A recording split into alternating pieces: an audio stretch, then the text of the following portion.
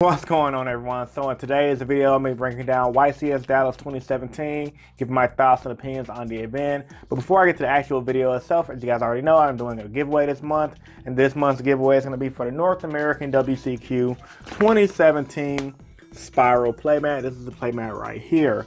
And all you guys got to do to enter the giveaway is a few things. Drop a like on this video, leave a comment in the comment section down below, and be a subscriber on both my YouTube channels. Second channel is in the description to enter the giveaway. The giveaway winner will be announced the first week of November. That being said, guys, without further ado, let's begin.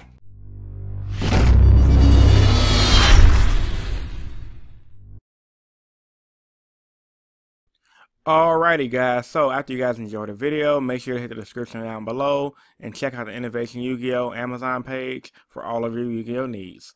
What's going on, everyone? So in today's video, I'm going to be talking about YCS Dallas 2017 and going over the event in detail. So yeah, let's get into it. Start by saying YCS Dallas happened this past weekend, as a lot of you guys already know. And guess what happened? It was a Tier 0 meta.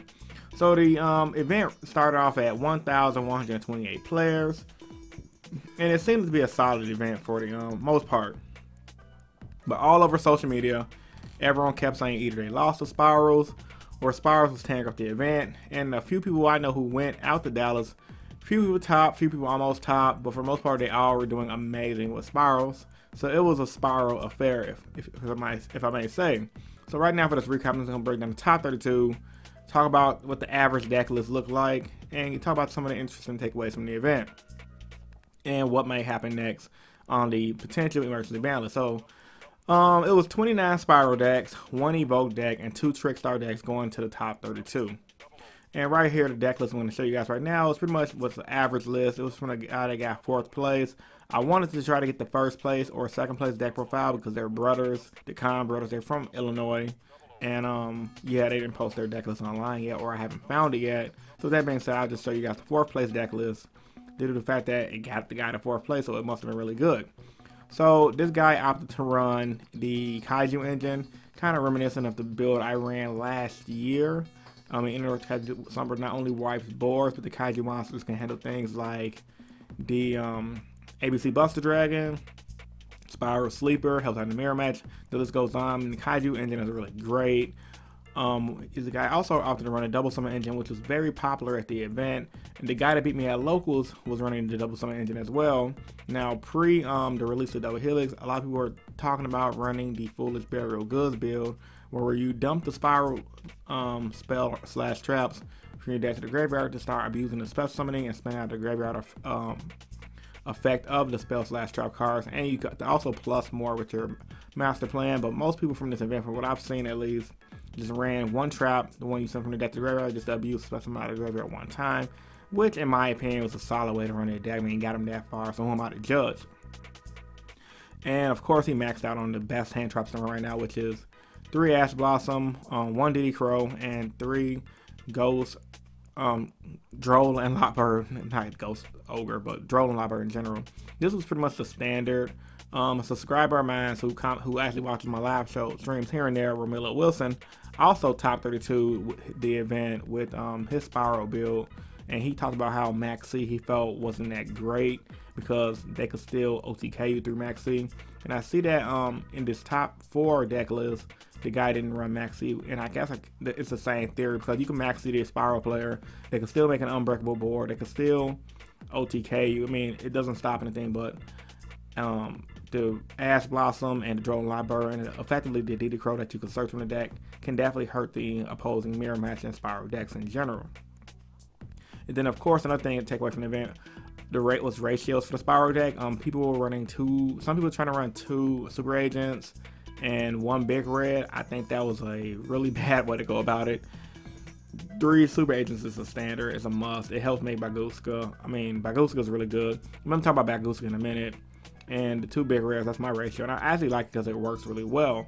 Now I'm gonna go talk about right now. Everyone from the deck profiles I've seen thinks Baguska is a bad card because they rarely made it in the mirror match, and I disagree with that logic. Only did it due to the fact that when you think about it, Baguska, while it may quote unquote be a bad card, it win so many games against non-spiral decks. Against Pendulum Magicians, against anything else that's not spiral, is extremely, extremely good. And even against the mirror match, you can make it, and while they still get to try to double summon and then go into their plays and make double healers and make the link monsters and run Basiliska over, you can still negate that quick fix effect or that super agents effect or that drones effect. So it's still really solid when you think about that, because it negates effects as a walking freaking skill drain. So I mean, I disagree with the logic of a lot of spiral players thinking that they can take Basiliska out of their extra deck, because Basiliska is just too powerful card. It's one of the cards that I think should be banned. I'm going to stand on that statement until the card gets hit.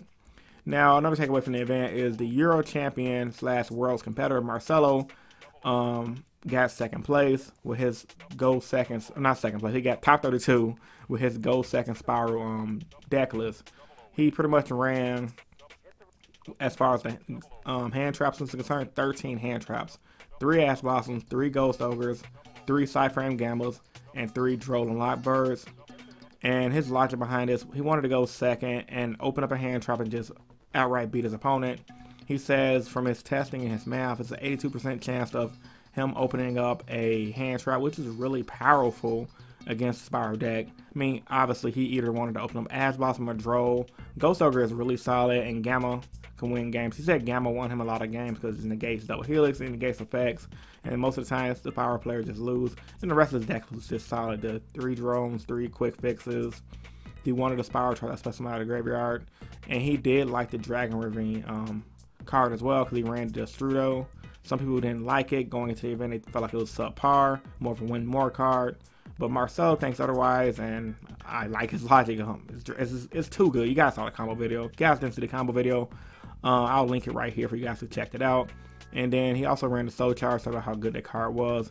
And his side deck was pretty good as well. He maxed out on Twin Twisters and Solemn Brigade, Solemn Scolding, Solemn Strikes.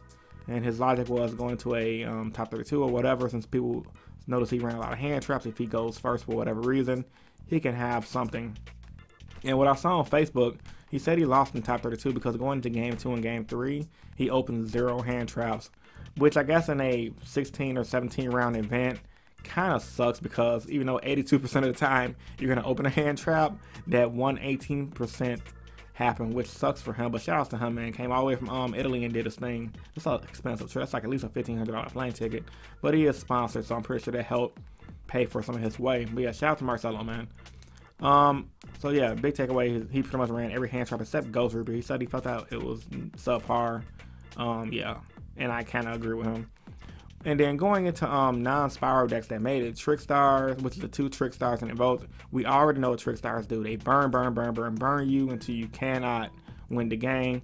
But Invoked was a pretty solid deck. Shout out to Ed Sack Upception. I think that's his name or his nickname. The guy tops 32 is like almost every YCS. He's a really good player, really solid player, and very consistent. One of the best players in the game for sure. This deck list honestly was just pretty much the Invoke engine, which can bring out the light Invoke monster that can negate effects, plus a bunch of hand traps, mainly Drone, Liebird, Ash Blossom. If you play your cards right, you can slow the Spiral player down and just grind them out with the negating of the light Invoked monster. Really smart deck list from a really smart player. Shout out to him for doing that well. Then Trick Stars is just Chain Burn 3.0 in monster form. I really hate the generate decks. Like burn. It's so crazy. But hey, shout out to the guys that made it. They played something different and did well. And then big shout out to the Khan brothers from Illinois. They did their thing, played each other in the finals. That is like one of the most epic anime things ever. Like you right up there with your homeboys or your brother or whatever, and you guys actually play in the finals. Now the thing that sucks about this matchup is it's simply due to the fact that they know each other's deck list, they know how each other play, and they know how good each other is. And ironically, the older brother won, despite the fact that I really see Faizo, the younger brother, the one that lost in the finals, I see him topping more than the older brother. But I guess the older brother, them going against each other, the older brother's probably going to win 9 times out of 10 because he knows how his younger brother plays. Or when the younger brother plays against everyone else, he can beat him. I guess one of those things like, I can beat you, but you can't beat everybody else. You can beat me, but I can't beat everybody. One of those things like that. But anyway, shout out to those two, showing that they're pretty good duelists and making it to the finals against each other, and one of them winning an event, the other one getting second place. I'm pretty sure that's gonna be a heck of a ride home and pretty funny. Now, outside of YCS Dallas, I guess the next big question is what next? What's going to happen to the format? What should get hit on the next potential November ban list? Because Konami did state we might not get we will get a ban list no sooner than November. So meaning that's the earliest we might get one if we do get one. I'm calling it right now, ban list, quick fix down to 2 or 1. Rightfully 1 because spirals with quick fix at 3 is too good. Quick fix is too powerful of a card. It should have been once per turn. I mean, the deck probably wouldn't explode as good as it does. But for the most part, quick fix definitely need to go to 2 or 1. I think, honestly, if they do the Zodiac treatment, they'll hit it down to 2 and be done with it. But since everyone's tired of tier 0 formats, because we just hopped out of a tier 0 Zodiac format into another tier 0 format, I highly see Konami hitting quick fix down to 1 and being done with the deck. I mean, the deck still be playable, but it just won't be overly broken. And another hit I can potentially see is maybe Soul Charge leaving. Like a lot of players who play Soul Charge and Spirals talk about how good it is, and their logic is correct. And in Link format, Soul Charge, opening Soul Charge means you can pretty much extra link your opponent significantly easier than you could if you didn't have Soul Charge. So I think Soul Charge as being a thing is too powerful and it needs to get banned. I mean, I was always an advocate of banning Soul Charge. But I don't know, man. What do you guys think about YCS Dallas? Post your thoughts and opinions about that in the comment section down below. And as I always tell you guys, if you're new viewers to the channel, I'd love for you to subscribe for more Yu-Gi-Oh content. I'm uploading videos as much as I can, mainly Monday through Friday. So yeah, man, this is Innovation Yu-Gi-Oh, and I'm signing out. Peace, guys. Stay innovative.